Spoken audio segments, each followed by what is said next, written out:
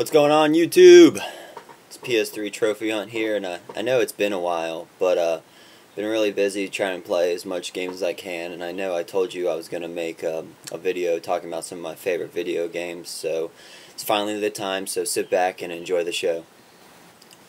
Alright, so I want to start off by saying that there's obviously many great video games that I'm not going to mention, but I'm going to try to just stick to games that I still own or I have fond memories of, because if I name every game that's amazing, this is going to take a long time. And also, just to try to make it a little shorter, I'm going to split this whole favorite video game idea into 2 videos, so that way it's not just 9 minutes of me rambling. So let's give this a go.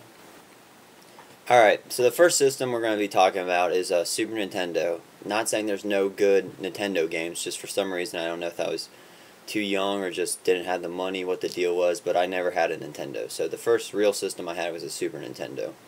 So let's start out with Mario Kart. This game is amazing. It still holds up to today. I mean, nothing beats the whole idea of just being in first the entire time, and then out of nowhere you get hit with a shell and you're all the way in the last place. Still one of the most frustrating things to ever happen in video games, but it makes the game enjoyable. Because that could be you, who was in like 7th, you hit him with a shell, next thing you know you're in first. So it's very unpredictable, and I mean even the modern day versions just added to how great of a game this was. So definitely a classic. Next we have Turtles in Time. This is probably one of my favorite games ever made, because no matter when it first came out or now, I still love to play this game. And I know it only takes about half hour, 20 minutes max to beat this game, but it never gets old for me. I still love playing it. I've always been a huge fan of the Ninja Turtles. So, and then just playing this with 2 people is just real fun. And obviously it's a great game because they re-released it for download on the Xbox Live Marketplace and also the PlayStation Network store. So if you haven't played this game right here, I recommend downloading it for either your PS3 or Xbox, and you'll be very happy. Do you ever wake up in the morning and feel like a badass? Well, here's your true test. Double Dragons and Battletoads. If you can beat this game by yourself, you are a true badass, because it is one of the hardest games to beat single player. And if you can't beat it single player, pick up a friend and play co-op mode, because it's a lot easier. But no matter if you're playing single player or co-op, it's a great game. I mean, who doesn't love, first off, the Double Dragons? And then you throw in the Battletoads, which are frogs named like Zid and Pimple, and they just kick ass. So, I mean, you can't get any better than that. Alright, the next game I want to talk about is NBA Jam. This game, I mean, you don't even have to like basketball and you'll love this game, just because of the whole fact of pretty much there's no rules. You just beat the shit out of people, get the ball, and just dunk. And not to mention the whole he's on fire and heating up idea. That's great. I mean, that's carried over to today, because I mean people use that whole idea when they're playing beer pong and stuff like that. So NBA Jam is a great game, and I would be showing it to you right now, but I have a friend named Ryan who's in the Navy and has not given my copy back. So if you ever see Ryan, be like, hey bitch, give Justin his NBA Jam back. Alright, so to kind of wrap up the whole Super Nintendo thing, I would like to show you something. Here we go. Super Nintendo box. The original box from when I got this. Still in really good condition. And I bet not too many people out there can still have this and still in good condition. So, just shows how much Super Nintendo, being one of my first systems, means to me. And if you don't own one, I probably recommend picking one up. So they're not very expensive, and there's a lot of classics for it.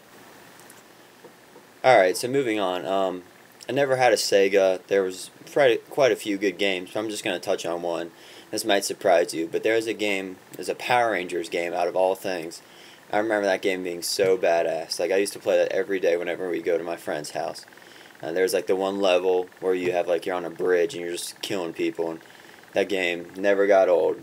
And I'm assuming even to this day I'd still like it, just because it was a badass game. But I mean, you gotta take into consideration, just listen to the theme song of the Power Rangers and you know how metal it is, and that's all you need to know.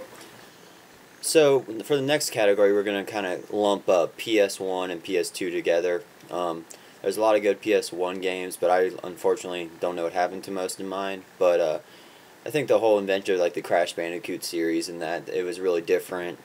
And I know growing up I played those games a lot. I haven't played them recently, but I think it was a nice, fresh game to have come out. But one thing that came out on PlayStation, which I don't have, but I have the predecessors, is the Tony Hawk series. And I have some of them for PS2, like Tony Hawk Underground 3 and 4. And these games changed it, because I mean, I was skateboarding around this time, but I never really played skateboarding games because there weren't any ones worth a damn. But when the first Tony Hawk game came out, completely changed it. I mean, I spent numerous hours playing these games, and it was one of the games that even if you didn't skateboard, you could still have a lot of fun playing it, and I think that's something that gave it a lot of good appeal. Alright, next week I want to talk about the whole Guitar Hero franchise. I had the first one. Once again, don't know what happened to it, but I still have the case for the second one. And this game, came out of nowhere. I mean, no one was really thinking about using an actual guitar to play a game. And when they first came out, it was amazing. I mean, everyone loved it. It was a popular game, and it was just fun playing songs that you liked. I mean, granted, the first one, they didn't have any of the licensings, so it was normally pretty bad people singing. But I mean, I just remember playing Mother on the first one, and I was like, this is badass, even though this person can't sing, but it's still a great game. And even up through the franchise, like Guitar Hero 3 and World Tour and stuff, they're still fun games, but I think it's starting to get to the point where they're getting a little old, but every once in a while it's still fun to play them, so if you haven't checked them out, it's worth it. Alright, well, that wraps up the first video on the favorite games. The next one's going to be more modern games like Wii and 360 and PS3, so just want to kind of split it up between older games and newer games. But hopefully you enjoyed this, and be on the lookout for the next part of this series. But in the meanwhile, go right up here, click subscribe, blow me up, go down here, leave comments, and let me know what you guys want from. Alright, so until next time, this is a PS3 Trophy Hunt, signing out. Later!